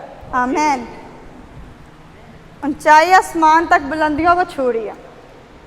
ये है खुदा की मोहब्बत, जिसकी ऊंचाई, चौड़ाई, लंबाई, गहराई। क्लियर हो गया? नहीं, इसमें से नहीं है। शुक्र है खुदावंद का। हाँ, ओरल आएगा, बाद में एक्सप्लेन करती हूँ। 19वीं आयत है, और मसीह की उस मोहब्बत को जान सको जो जानने से बाहर है, ताकि तुम खुदा की सारी मामूरी तक मामूर हो जाओ। पौलुस की अगली दरख्वास्त ये है कि मुकद्दसीन मसीह की उस मोहब्बत को जान लें जो जानने से बाहर है, यानी लाजवाल मोहब्बत है, लामहदूद है, लाइंतहा मोहब्बत है, फ़कीदुल मिसाल है ये, यानी अपनी ज़ात में यकता मोहब्बत है। इसकी मिसाल आपको कहीं भी नहीं मिल सकती। तुम खुदा की सारी मामूरी तक मामूर हो जाओ। ये पौलुस की शानदार दुआ का नुक्ता या रूज है कि वे इस कदर अच्छी दुआ आप लोगों को दे रहा है। कह रहा खुदा की मामूरी तक मामूर। हम किसी को दुआ देते वक्त भी ना अंदर थोड़ा सा डर रखते कि इसको लग ना जाए, लेकिन हमें मसीह के फॉलोअर्स होने के नाते पौलुस रसूल को फॉलो करना चाहिए कि जब वो दुआ दे रहा है तो वो इंतहा नहीं देख रहा, वो खुदा के रूह से इस कदर मामूर है कि उसी मामूरी में सुने दुआएं खैर दे रहा है। इसलिए जब भी किसी को दुआ देने का मौका मिले तो दिल से दीजिए। और देखिएगा कलाम मुक़द्दस में लिखा हुआ है कि सैराब करने वाला खुद भी सैराब होता है। आप किसी को दुआ दें, कोई आप लिए दुआ करेगा, खुदा उसके पहले आपसे सुनेगा। ठीक है, इसलिए ये कभी नहीं सोचना कि इसकी तरक्की हो जाएगी, आपकी उससे भी ज़्यादा होगी। हवाला नोट कर लें, कुलसियों 2:9, कुलसियों 2:9 हवाला नोट करना है।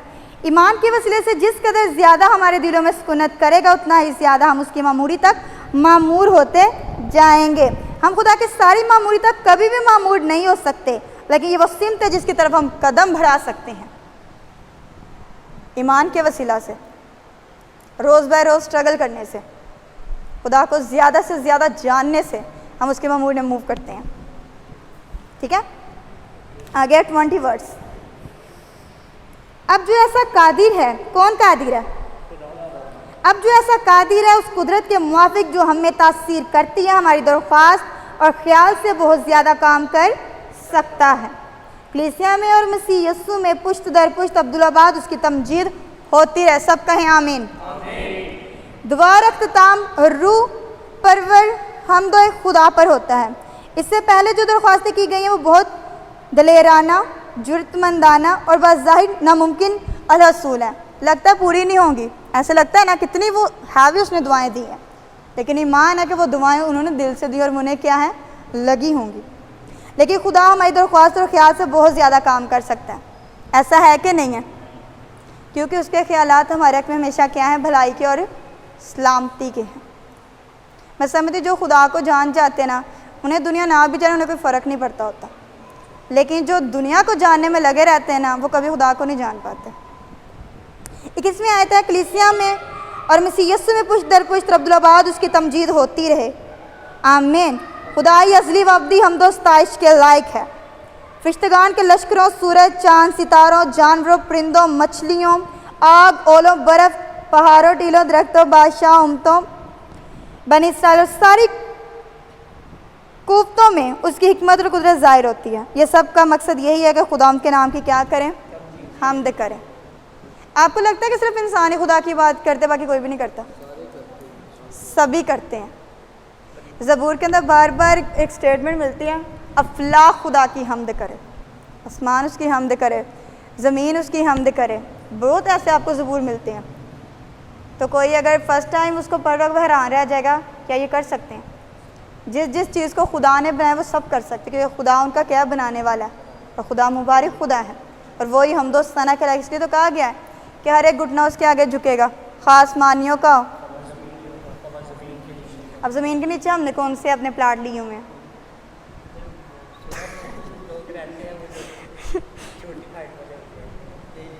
डेफिनेटली हाँ जी, आबी मखलूक़ात, ये सब क्या खुदा की हम्द करती हैं। आमीन। हाँ जी, लेकिन ये तो की दुआएं हैं। ये खुदा की मोहब्बत की तो जाहिर कर रहा है दुआओं में। हाँ जी, क्योंकि क्या करो, सही है। कल को अगर आप प्रीच करोगे तो आपके लिए बहुत इजी होगा। ऐसे थोड़ी ना मेरी ये सारी प्रैक्टिस हुई है, टीचर से हिट्स ले लेके हुई है।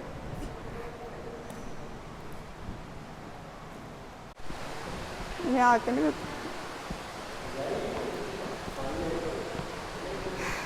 फिर तब तक बंद ही कर लें। इफ्सियों चौथा बाब। बस मैं पहले ऐसे स्टार्ट करने लगे हैं। बस मैं जो खुदावंद में कैदी हूँ तुमसे इल्तमास करता हूँ कि जिस बुलावे से तुम बुलाए गए थे उसके लायक चाल चलो। मसीह में हमारी सरफराज हैसियत का तकाजा है कि हमारा किरदार और चाल चलन उसके मुताबिक हो। दूसरी दफ़ा पालूस अपने आप को कैदी कहता है, इस दफ़ा खुदावंद में कैदी कहता है। यहाँ पर अगर आपसे सवाल किया जाए कि चाल चलन कैसा होना चाहिए, किस लायक हमें चाल चलनी चाहिए, यहाँ पर कि बुलावे के लायक चाल चलो। आप लोगों को क्यों बुलाया जाता है, बताएं ज़रा। बुलाहट किस लिए आपकी ज़िंदगी में होती है, और इसके लिए आपको चाल कैसे चलनी है? हाँ जी, क्या होनी चाहिए आपके अंदर? पाकीज़गी होनी चाहिए। चलना अपनी मुफ्ती सूरतों में इस खत के अंदर 7 मरतबा इस्तेमाल हुआ है। चलो, चलना, साइन लाइट अगर इसको देखें 7 टाइम्स यूज़ हुआ है। हाँ जी, इसी बाब में नहीं, पूरे खतूत में।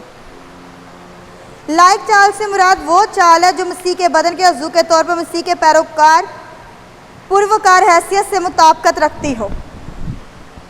क्या मसीह यस्सु ने गालियाँ खाकर किसी को गाली दी थी? क्या उन्होंने कभी भी जिन्होंने उनके ऊपर सियासत की है, जिन्होंने उन्हें तरह तरह से अज़ियतें पहुँचाई थी, क्या मसीह यस्सु ने बदले में उन्हें कुछ दिया है? कि अगर उन्होंने एक कोरा मारा तो मसीह ने 2 मारे हों? सब कुछ उन्होंने बर्दाश्त किया। तो पौलुस रसूल कह रहा है कि अपने बुलावे के लायक चाल चलो कि किसने तुम्हें बुलाया है उसके मुताबिक अपनी ज़िंदगी क्या करो, बसर करो। आगे सेकंड वर्ड्स, यानी कमाल फरोतनी और हिलम के साथ तहम्मुल करके मोहब्बत से एक दूसरे की क्या करो। क्या आज के दौर में हमारे अंदर बर्दाश्त है? अक्सर लोग कहते हैं मुझसे बुरी बात नहीं बर्दाश्त होती। हकीकत में बुरी बात को बर्दाश्त करना ही तो बर्दाश्त है, अच्छी बात तो सब बर्दाश्त कर लेते हैं, और इसको हमेशा उल्टा ले लेते हैं कि मुझसे बुरी बात नहीं बस बर्दाश्त होती। हाँ जी, अपनी इंतहा शो कर देते हैं। लेकिन मसीह के पैरकर होने के नाते हमारी अनलिमिटेड बर्दाश्त होनी चाहिए। सही फरोतनी खुदावंद के साथ ताल्लुक़ रखने से आती है। किसके साथ ताल्लुक़ रखने से आती है? जब आप मसीह में व्यवस्था होगे ना, आपको दुनिया की चीज़ें किसी भी तौर से किसी भी तरीके से अपनी तरफ अट्रैक्ट नहीं कर पाएंगी। सही फरोतनी खुदावंद के साथ ताल्लुक़ रखने से आती है। फरोतनी हमें ये शऊर देती है कि हम कुछ नहीं, और तौफीक देती है कि दूसरों को अपने से बेहतर समझें। फरोतन जो है ये फ़ारसी ज़ुबान का लफ्ज़ है।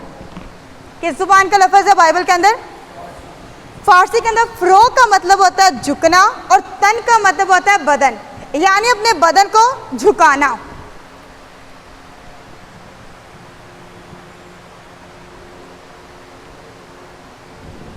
फरोतनी दरअसल गरूर और खुद पसंदी के उल्ट होती है। अपनी ख्वाहिशात को रोंद देना ही फरोतनी होता है। ये मैं खुद से बोल रही हूँ।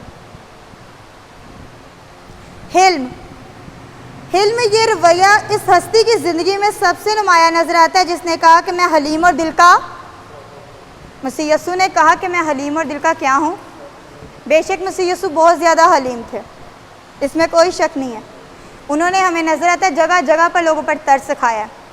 शागिर्दों ने कई दफ़ा लोगों को रोका उनके पास आने से, लेकिन उन्होंने कहा बच्चों को भी मेरे पास आने दो। जो अंधा फ़कीर था, जब उससे लोगों ने चुप करवाना चाहा तो उसके बावजूद भी मसीह ने कहा ये जो पुकारते से ले क्या, इतने शोर के अंदर आवाज़ सुनाई देती है।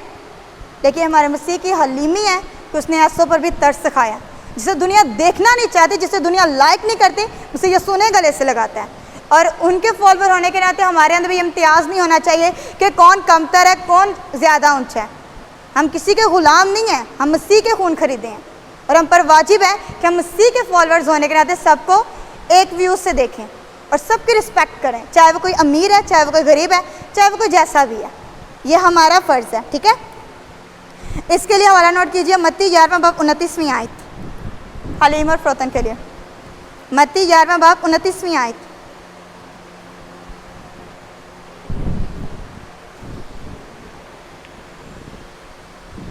आगे तहम्मुल, सब्र की रूह और मतवाज़न मिजाज का नाम तहम्मुल है, यानी बैलेंस के अंदर रहना। सब्र की रूह और मतवाज़न मिजाज लिख दूं का नाम तहम्मुल है। मोहब्बत से एक दूसरे की बर्दाश्त, यानी दूसरों की खामियों और गलतियों से दरगुजर करें। और मतवाज़न मिजाज का नाम तहम्मुल है।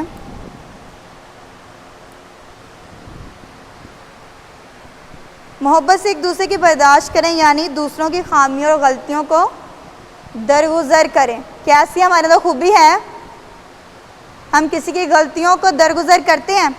हम तो इसी वेट में रहते हैं कब कोई गलती करे, कब हम उसको फेमस कर दें। ऐसा होता है कि नहीं होता? जबकि हमें मसीह में होते हुए दूसरों की गलतियों को हाईलाइट नहीं करना, बल्कि उनसे दरगुजर करना है। और मसीह भी ऐसा ही चाहता है। फॉर एग्ज़ाम्पल, अगर किसी बच्चे को कहा जाए बेटे आपने जाके स्कूल में किसी दूसरे बच्चे की पेंसिल नहीं छुड़ानी, और वो बच्चा घर है और एक के बजाय 2 उठा के ले आए, तो उसके बाप को अच्छा लगेगा? सो मसीह ने जिन चीज़ों से आप लोगों को मना किया है, हमें मना किया, हमें वाजिब है कि हम उन चीज़ों से क्या करें, अवॉइड करें। ना कि हम अपनी सोबत से फ़ायदा उठाएं कि हमारे इर्द गिर्द वाले क्या चाहते हैं हम वो करें। ज़्यादातर आज के दौर पे आप देख सकते हो, ज़्यादातर लोग जो अपने फॉलोअर्स के साथ अपने ग्रुप की वजह से कई ऐसे काम कर देते जो कि नहीं करने चाहिए, और कहते हैं दोस्ती भी जो है वो सोच समझ के करनी चाहिए। हर एक के साथ दोस्ती का हाथ नहीं बढ़ाना चाहिए। देखें कि अगले इंसान का बैकग्राउंड क्या है, वो किस व्यू के साथ है, फिर आप उसको लाइक करें। और ज़रूरी नहीं है कि जो जैसा ही आप उसके साथ ही चलें, जी मेरा दोस्त बन, मेरा भाई बन गया, चलो जी। वो ही अक्सर ऐसे होते हैं, अक्सर आपको पता है अच्छे खासे घराने लड़ाइयों की वजह से तबाह हो जाते हैं। जो अब खुद इन्वॉल्व होते हैं वो साइड पे हो जाते हैं और दूसरों की ज़मीनें तक बिक जाती हैं केसों के चक्करों में। क्या थी जी, मेरे भाई की लड़ाई थी, और भाई साहब बाद में नज़र भी नहीं आ रहे होते। सो लिहाजा खुद को क्या करें, इन चीज़ों से अवॉइड करें, इन चीज़ों से दूर रखें खुद को। आगे 3rd वर्ड्स, और इसी कोशिश में रहो कि रूह की यगानगी यानी यूनिटी सुलह के बंध से बंधी रहे। रूह की यगानगी सुलह के बंध से बंधी रहे। बनी नूह इंसान में सबसे बड़ी तकसीम यहूदियों और गैर कौमों की थी। ऐसा है कि नहीं था? बेशक हमें पुराने नाम में नज़र आता है तो खुदा ने गैर अक़वाम को अलग किया हुआ था और यहूदियों को बहुत ज़्यादा अपॉर्चुनिटी दी थी। हमें नज़र आता है कि जब वो मिस्र से निकल कर आए थे तो खुदा ने क्या किया था, हर दफ़ा गैर कौम वालों के आगे कौन आगे खड़ा हो जाता था? खुदा खुद खड़ा होता था। लिखा हुआ कलाम मुक़द्दस के अंदर, हरूज की किताब के अंदर 14वें बाब के अंदर है कि तुम खामोश रहोगे, खुदावंद तुम्हारी तरफ से जंग करेगा। खुदा ने अमलेक का नामो निशान मिटाने के लिए कह दिया था कि मैं इसका नामो निशान ही मिटा दूंगा, क्योंकि इसने मेरी कौम के साथ सही सलूक नहीं किया है। ऐसा खुदा था। वाकई में यहूदियों को बहुत अहमियत देते थे, लेकिन नए अहदनामे की हमें ये नज़र आता है कि वहाँ पे बेशक खुदा दूसरी कौमों से भी इंसाफ के साथ चले हैं, उनसे भी प्यार किया है, लेकिन हमें नए वाज़ेह नज़र आता है खुदा ने यहूदियों और गैर अक़वाम में कोई फ़र्क नहीं अब रखा। उन्हें मसीह में क्या किया गया, कबूल किया गया। अब दोनों की सुलह की बाबत तीसरी आयत के अंदर बात हो रही है। कलीसिया कायम करने में खुदा ने यह तकसीम मिटा दी है, ना कोई यहूदी रहा ना यूनानी रहा। मसीह यीशु में सारे इम्तियाज़ात ख़त्म हो गए हैं। पौलुस रसूल मसीहों में इत्तेहाद और यगानगी की अपील करता है। उनको जाफशानी करनी चाहिए कि रूह की यगानगी कायम रहे। रूह कुदस ने सारे ईमानदारों को मसीह में एक बना दिया है। इस बदन के अंदर एक ही रूह सुकूनत करता है। हम अक्सर का देखते हैं चर्चिस के अंदर भी, हमें कलीसिया के अंदर भी चैन नहीं होता। हम एक दूसरे की उल्टी सीधी रिपोर्टें देने में माहिर रहते हैं कि ये यहाँ से पीछे हो जाए, मैं इसकी जगह पे क्या हो जाऊँ, पॉइंट हो जाऊँ। ऐसा होता है कि नहीं होता? घरों में हम बहन भाइयों में होता है, अगर पापा इसको ज़्यादा प्यार करे तो हम इसकी कंप्लेंट कर इसको टेक आउट करते हैं, खुद अपनी जगह बना लेते हैं। तो ये सारी चीज़ें खुदा को बिल्कुल भी पसंद नहीं है। क्योंकि जिसने आपको सरफराज करना वो मौजूद है और वक्त पे आपको सरफराज कर देगा। आपको अपनी एफिशिएंसी से सरफराज होने की ज़रूरत नहीं है, ठीक है। क्योंकि ये गांधी कैसे कायम होती है, एक दूसरे को अपने से बेहतर समझ के और किसी के अंदर भी इख्तलाफात डाल के नहीं। मैं अक्सर हैरान होती हूँ, जो हम सिखा रहे होते हैं हमें लाजिम हम उस पर अमल करें, और शुक्र है खुदा का कि जितने टीचर ने हमें सिखाया उन्होंने खुद ऐसा अमल करके भी हमें दिखाया। रूह की यगानगी को कायम रखने का मतलब है कि एक दूसरे के साथ सुलह रखना। इसलिए ज़रूर है कि हम अपनी ज़ाती खाम ख्यालों को डुबो दें और खुदा के जलाल और मुश्तरका बरकत की खातिर सुलह के साथ मिलकर काम करें। क्या करें? आयत क्लियर होगी? कोई इसमें अगर कन्फ्यूजन हो तभी पूछ सकते हो आप लोग। आगे है वर्स नंबर 4। एक ही बदन है, एक ही रूह। हम 4 वर्स से लेकर 6 वर्स तक तिलावत करेंगे और ये 3 वर्सेस जो होंगे हम इसके ऊपर फोकस करेंगे। एक ही बदन है, एक ही रूह, चुनाचे हमें जो बुलाए गए थे अपने बुलाए जाने से उम्मीद भी एक ही है। एक ही खुदावंद है, एक ही ईमान, एक ही बपतिस्मा और सबका खुदा बाप एक ही है जो सबके ऊपर और सबके दरमियान और सबके अंदर है। आमीन। यहाँ पे काउंट करें कितनी चीज़ों का जिक्र हो रहा है। 4 वर्स लेकर 6 वर्स तक, टोटल ये 7 है। कितनी है? इन्हें ज़रा पॉइंट में लिखिएगा। एक बदन लिखना शुरू करें, मैं पॉइंट बोलती हूँ। पहले ज़रा एक ना स्टेटमेंट नोट कीजिएगा। इख्तलाफात को हवा देने की बजाय इख्तलाफात यानी रंजिशें वगैरह, सेपरेशंस, इख्तलाफात को हवा देने की बजाय हमको उन 7 मस्बत यानी 7 पॉजिटिव, 7 मुस्बत हकीकतों पर सोचना चाहिए जो हकीकी मसीही यगानगी और इत्तेहाद की बुनियाद फराहम करती हैं। लिख लिया सबने? जल्दी जल्दी हाथ चलाया करें। जो हकीकी मसीही यगानगी और इत्तेहाद की बुनियाद फराहम करती हैं। रिपीट करूं? ठीक है। इख्तलाफात को हवा देने की बजाय हमको उन 7 मुस्बत हकीकतों पर सोचना चाहिए जो हकीकी मसीही यगानगी और इत्तेहाद की बुनियाद फराहम करती हैं। फर्स्ट पॉइंट मेंशन करें, एक खुदा। सेकंड पॉइंट, एक रूह। थर्ड पॉइंट, एक उम्मीद। फोर्थ पॉइंट, एक ही खुदा, खुदावन। फिफ्थ पॉइंट है एक ही ईमान। 6 है एक ही बपतिस्मा और लास्ट है एक ही खुदा। 4 वर्स के अंदर ये 7 ही है ना, 4 वर्स से लेकर 6 वर्स तक। अब हम 1 बाय 1 इन पॉइंट्स को डिस्कस करेंगे।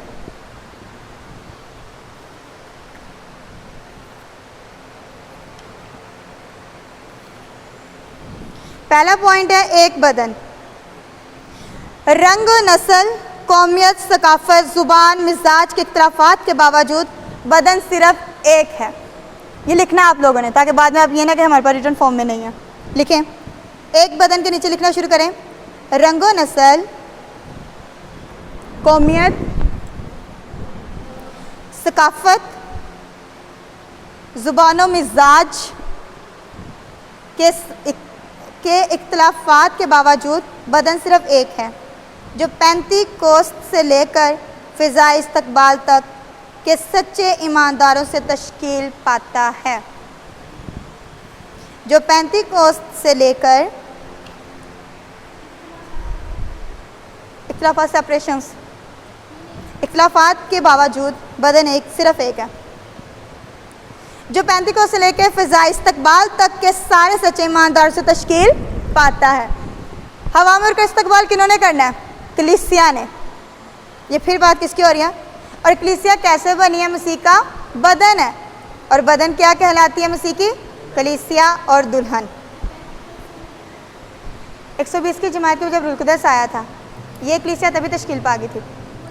ईद पेंतीकोस्त से लेकर फ़िज़ाए इस्तकबाल तक बाद में रिकॉर्डिंग में से नोट कर लेना, ठीक है। एक रूह, वही रुल कुदरत जो एक एक ईमानदार के अंदर बसता है। पहला कुरिन्थियों 6 बाब 19वीं आयत। वही मसीह के बदन में भी बसता है। पहला कुरिन्थियों 3 बाब 16वीं आयत। दोनों रेफरेंस नोट करें। पहला कुरिन्थियों 6 बाब 19वीं आयत, पहला कुरिन्थियों 3 बाब 16वीं आयत। थर्ड पॉइंट है, उम्मीद भी क्या है? एक ही है। कलीसिया के हर एक रुकन को एक ही अंजाम के लिए बुलाया गया है कि मसीह के साथ, मसीह की मानियत और अब तक उसके जलाल में क्या हो? शरीक हो। क्या ये कलीसिया को उम्मीद नहीं है कि मसीह के साथ शामिल है, मसीह के हम मेरास हैं? है ना ये यकीन, ये उम्मीद उनके साथ वाबस्ता है। आगे है, एक ही खुदावन। अगरचे आसमान और ज़मीन पर बहुत से खुदा और खुदावन कहलाते हैं, चनाचे बथेरे खुदा और बथेरे खुदावन हैं, लेकिन हमारे नज़दीक तो एक ही खुदा है। हालेलुया।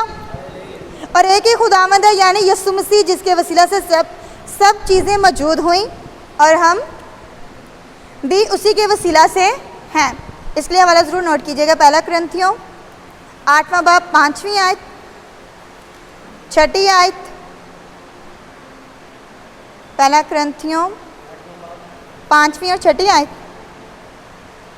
और पहला बाब 2री आयत कुरिन्थियों का यह। आगे एक ही ईमान।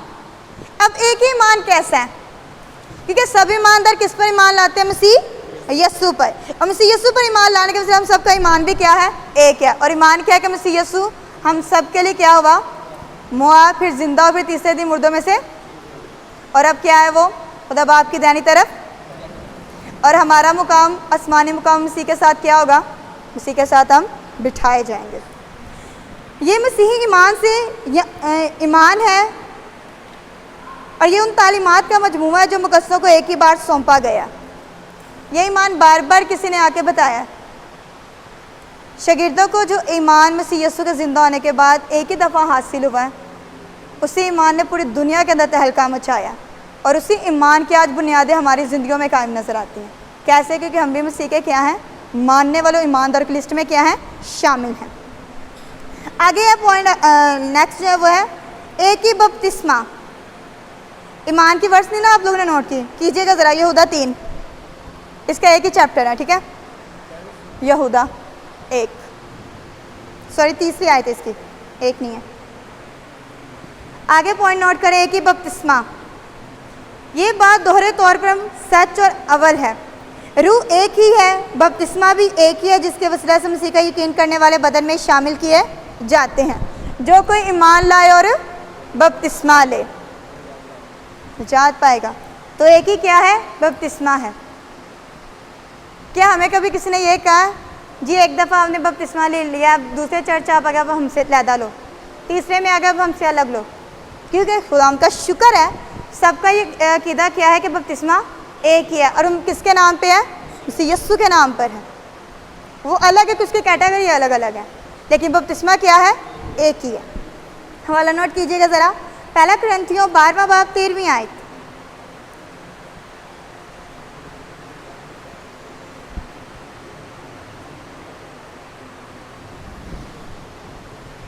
बपतिस्मा क्या है? एक ही है, जिससे ईमान लाने वाले मसीह यीशु के क्या ठहरते हैं? मुशाबे ठहरते हैं। जब हमें पानी के अंदर डिप किया जाता है तो मीन्स हम मसीह के साथ क्या हैं? दफन हुए हैं, सॉरी हम मर गए हैं। फिर हम जब नीचे थोड़ा सा जाते हैं हम क्या हो गए? दफन हो गए। जब हम ऊपर आते हैं मसीह के साथ क्या हो गए हैं?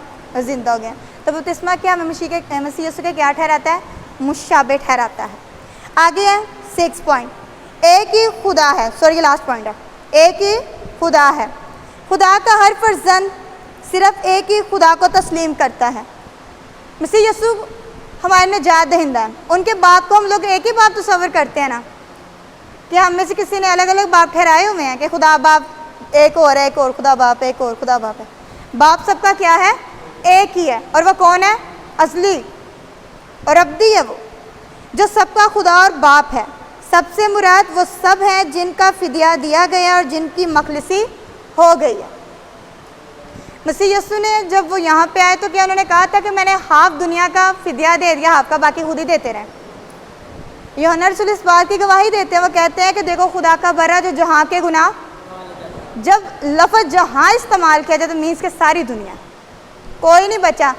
यहाँ तक कि वो लोग भी शामिल हैं जो कि पहले कूच कर चुके थे, और वो लोग भी शामिल हैं जो कि अब नई नस्लों में आने वाले हैं। सबका फिदिया हो चुका है, ऑलमोस्ट सभी इसमें शामिल हैं। ये खुदा सबके ऊपर है, वो सारी कायनात का शहंशाह मुतलिक है, सबके दरमियान है, वो सब ईमानदारों में मसरूफ़ अमल है। कैसा हुआ कि खुदा ने एक को चुना और बाकी को कहा मैंने नहीं तुम्हें चुना, साइड पे हो जाओ। मैंने हमेशा अपनी लाइफ में एक तजर्बा किया है, जब भी खुदा के ज़ुर में दुआ की है मुझे हाँ में जवाब मिला। अगर मैं कह दूँ कि जो खुदा ने तो मुझे रद्द कर दिया, मेरी तो सुनता ही नहीं है, हाँ बाज़-औक़ात ऐसा तो हमारी दुआएं रुकती हैं, वो हमारी भलाई के लिए होती हैं, और जो हमें मिल जाता है उससे भी बेहतर मिलता है, क्योंकि खुदा देने की कुदरत रखता है, और वो खुदा बाप को ही पता होता है क्या बेहतर और क्या नहीं है। सो हम पे जो लाजिम ये है कि हम बाप को बाप जानकर उससे मांगे, कि जब हम उसके साथ ताल्लुक़ रखते हुए उससे कुछ मांगेंगे वो हमें कभी भी इनकार नहीं करेगा। और जब हम यीशु का लहू लेकर उसकी हजूरी में जाते हैं तो उस लहू के वसीला से हमें सब कुछ देने के लिए तैयार रहता है। आगे जी 7th वर्स 6 वर्स तक क्लियर हो गया ना? ये अगर कोई कन्फ्यूजन है तो पूछ सकते हो आप लोग। वर्स 7, और हम में से हर एक पर मसीह की बख्शिश के अंदाज़ा के मुआफिक फजल हुआ है।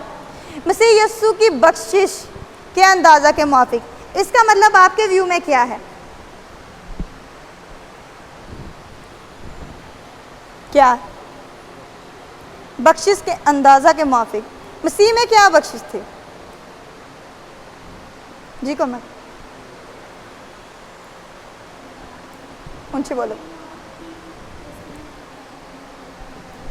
बेशक सही है। मसीह की बख्शिश के अंदाज़े के मुआफिक यानी जो वो मुनासिब समझता है करता है। अगर मसीह की बख्शिश यहाँ मफ़हूम रूहुल कुदस है तो वो ईमानदारों के अंदर जुम्बश करता है। देखिए हमें मसीह के वसीला से क्या कुछ नहीं मिला, रूहुल कुदस मिला, मसीह के वसीला से हमें फिदिया मिला, निजात मिल गया, मसीह के वसीला से आसमानी मुकामों तक हमारी रसाई हो गई है। हमारा जो एक मयार था कि हम जिस मयार से गिरे हुए थे उस मयार पर हमें बुलंद किया गया, और हमारी अपनी काबिज से नहीं बल्कि मसीह यीशु की फजल के वसीला से। और उसी बख्शिश का जिक्र हो रहा है कि बख्शिश जो है हर मुकद्दस को कोई ना कोई बख्शिश जो है वो सौंप दी गई है, और फिर इस बख्शिश को बरोएकार लाने के लिए तौफीक भी अता की जाती है। क्या ऐसा हुआ कि खुदा ने आपको कोई काम सौंपा हो और आप एकदम डर गए कि मुझसे नहीं ये हो सकता? कभी नोट कीजिएगा, अगर खुदा आपको कोई रिस्पॉन्सिबिलिटी या किसी भी खादम के ज़रिए से दे, आप हैरान रह जाओगे कि आप वो कैसे कर लेते हो, और ये सब कुछ खुदा का फजल कर रहा होगा, आप नहीं कर रहे होगे। उसी की तौफीक आपको मिल रही होगी कि आप सब कुछ कर पाते हो, क्योंकि इसके बगैर आप कुछ भी नहीं हो। हवाला नोट कीजिएगा ज़रा, यूहन्ना 14वां बाब, यूहन्ना की अंजील 14वां बाब 16वीं आयत 17वीं आयत, अमाल 2रा बाब 38 ता 39वीं आयत। एक घर जाकर ज़रूर रीड कीजिएगा। यूहन्ना की अंजील 14वां बाब 16वीं और 17वीं आयत। इसके अलावा नोट कीजिए अमाल 2रा बाब 38वीं 39वीं आयत।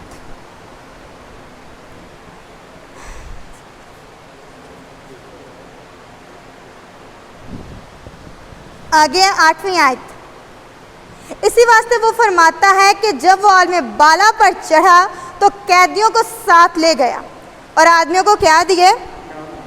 इनाम दिए, इस मकसद के लिए कि खुदा हर एक फर्जंद अपने आप काम को पा सके और पूरा कर सके। खुदा ने कलीसिया को खिदमत की खास बख्शिश या इनाम अता किए हैं। अब कैदियों को खुदा कैसे ऊपर लेके गया?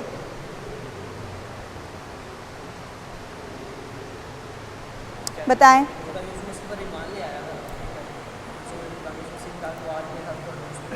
गुड, बिल्कुल ईमान के वसीला से।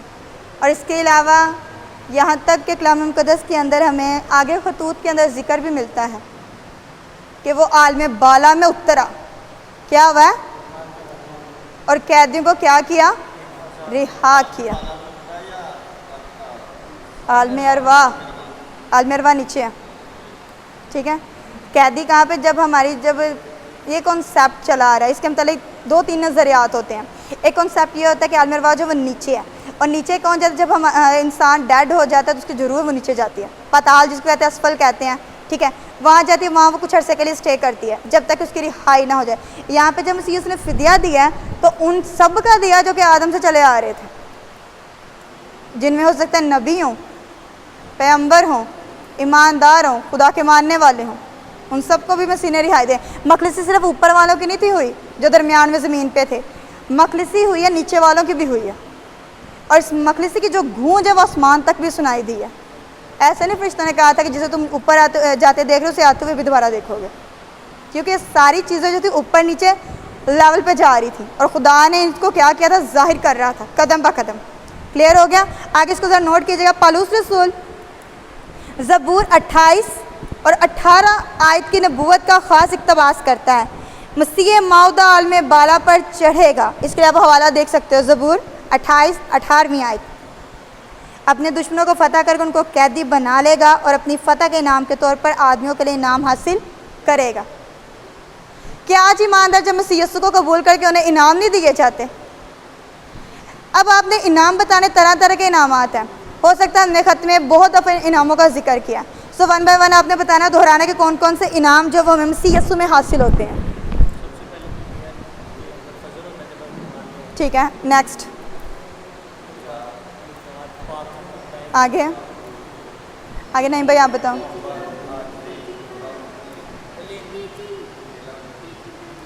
क्यों नहीं?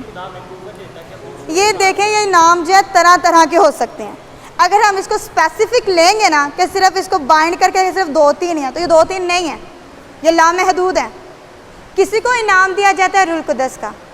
अब आपको पता है कुरान खत के अंदर आपने 12 नेमतों का जिक्र पढ़ा होगा, रूह के फलों का जिक्र पड़ा गलतियों के खत के अंदर। रूह के फल कितने हैं? 7 हैं। कौन कौन से हैं? 9 हैं। मोहब्बत, खुशी, इत्मीनान, तहम्मुल, मेहरबानी, नेकी, ईमान। वो लोग होते हैं जिन्हें खुदा ने क्या दिए होते हैं? इनाम दिए होते हैं, जो कि दूसरे खुशियों से क्या होते हैं? खुश होते हैं। कुछ लोगों के अंदर नेकी का बड़ा जज्बा होता है, कोई उन्हें रद्द भी कर रहा होता है, वो नेकी करने से बाज नहीं आते, वो किसी के लिए भलाई करना कभी नहीं बंद करते। और कुछ लोगों के पास ऐसा इनाम है परहेजगारी का होता है, वो झूठी बातों से, घिनौने कामों से अवॉइड करते हैं, वो गलत चीज़ें देखने से, गलत चीज़ें सोचने से अवॉइड करते हैं। क्यों? उन्हें नेमत हासिल होती है। और हम लोग कहते हैं पता नहीं गॉड गिफ्टेड है। हाँ, गॉड गिफ्टेड पता नहीं, खुदा की नेम तो उसके अंदर वर्क कर रही होती हैं। कुछ इनाम ऐसे होते हैं जो हमें दिए जाते हैं कि फलां इंसान के भाई चीज़ की कमी है, आप उसको प्रोवाइड करो। कुछ लोगों के लिए सखावत की नेमत होती है, वो सखावत करें। कुछ लोग नसीहत करने में बड़े ज़बरदस्त होते हैं, ये पूरे आपको कैटेगरी पूरे वर्ल्ड में मिलेगी। कुछ लोग नसीहत अच्छी करते हैं, कुछ लोग ऐसे होते हैं दूसरों को फ़ौरन मसलों के हल बताते हैं, और कुछ लोग ऐसे होते हैं जो किसी के बारे में बुरा सुनते ही ना फ़ौरन कह दे किसी की बुराई नहीं करनी। अक्सर आपने देखो कुछ लोग ऐसे होते हैं उन्हें दूसरों की बुराई सुनना नहीं पसंद होता। आपकी लाइफ में ऐसे होंगे भी जो कहते होंगे बात करनी तो काम की करो, मैंने किसकी बुराई मत करो मेरे आगे। अक्सर कुछ लोग ऐसे वो टू द पॉइंट बात कर देते हैं, ये भी एक नेमत होती है। कुछ लोग ऐसे होते हैं वो दूसरों के राज सुन के भी अपने अंदर रख लेते हैं, ये भी एक नेमत होती है बहुत बड़ी। वरना लोग तो एक बात सुनते हैं, 10 लोगों को सुनाना दिन सुकून नहीं मिलता। कुछ लोगों के पास ये भी नेमत होती है कि वो दूसरों के दुख के अंदर बराबर के शरीक हो जाते हैं। अक्सर आपने सुना होगा वाकया कहीं होता है, आंसू कहीं नहीं कर रहे होते हैं। ये क्या होती है? तरस भी होता है। ये नेमतें होती हैं तरह तरह की। ज़रूरी नहीं है कि अगर हम गैर ज़ुबानें बोले तो यही एक नेमत है, बहुत सी नेमतें हैं और हर उस इंसान के पास है जो मसीह यीशु पर ईमान लाता है। अगर आज मैं पढ़ा रही हूँ तो मुझसे बेहतर है, हो सकता है किसी के पास ऐसी नेमत हो जो बैठा बैठा इसको लर्न कर रहा हो सकता है कल को मैं तो यहीं पे बंद इसको कर दूँ। एक मिसाल है, नेक्स्ट जो सुने वो दूसरों को जाके सुना दे। तो ये नेमतें हैं। ज़रूरी नहीं कि अगर मेरे पास ये बच्चे तो मैं सबसे बेस्ट हूँ, नहीं। एक से बढ़कर एक खुदा ने लोगों को रखा होता है और खुदा सबको यूटिलाइज़ करता है, कोई किसी से कम नहीं होता। वह फ़र्क ये है कि वो अपने आप को क्या करे, आगे पेश करे। आगे 9th वर्स है, बस 10 मिनट रह गए। उसके चढ़ने से और क्या पाया जाता है सिवाय इसके कि वो ज़मीन के नीचे के इलाका में भी, क्लियर हो गया जो आगे हमने पहले बात की है, प्रूफ मिल गया कि वो नीचे के इलाका में भी क्या है, उतरा है, उतरा भी था। और ये उतरने वाला वही है जो सब आसमानों से भी ऊपर चढ़ गया ताकि सब चीज़ों को मामूर करे। मसीह यीशु ने फरमाया जब वो जिंदा होकर आसमान और ज़मीन का कुल अख्तियार किसके पास है। ये अथॉरिटी की बात आम इंसान कर सकता है, ये वही कर सकता है जिसको ये अपॉर्चुनिटी मिल चुकी हो। मसीह यीशु ने अपॉर्चुनिटी ले ली है बाप से, और बाप ने सारी चीज़ें अपने बेटे के क्या कर दी हुई हैं, ताबे कर दी हुई हैं, सब चीज़ों को मामूर करे। और उसी ने बास को रसूल, बास को नबी, 11 वर्ष में आगे पढ़ रही हूँ, और उसी ने बास को रसूल और बास को नबी और बास को मुबश्शिर और बास को चरवाहा और बास को उस्ताद बनाकर दे दिया। कैसी हिकमत वाली बात है। समझ लें अगर आप मुख्तलिफ घरों में जाते हो, हर एक घर का एक अलग क्राइटेरिया होता है ना। किसी घर को सफाई बहुत ज़्यादा पसंद होती है, उनकी छोटी छोटी चीज़ भी आपको साफ़ सुथरी नज़र आती है। और कुछ लोग होते हैं कहते हैं किसी ने आके कौन से हमारे कोने देखने, बस ठीक है पर्दा आगे कर दो। इंसान का क्या होता है, अपना एक व्यू।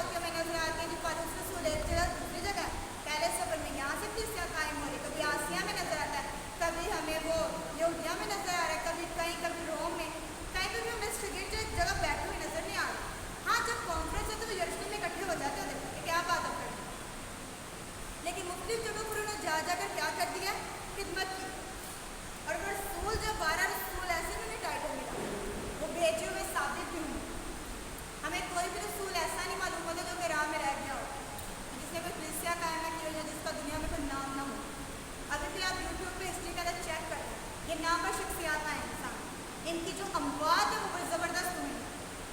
हमारे जैसे इसके बारे में सुन ही ले तो रूह निकल के जिसम से बाहर आना शुरू हो जाती है कि इस तरह की भी सजाएँ हैं। लेकिन उन्होंने कहा कि हंस हंस के कबूल की। किसी को चमड़े में सी दिया गया,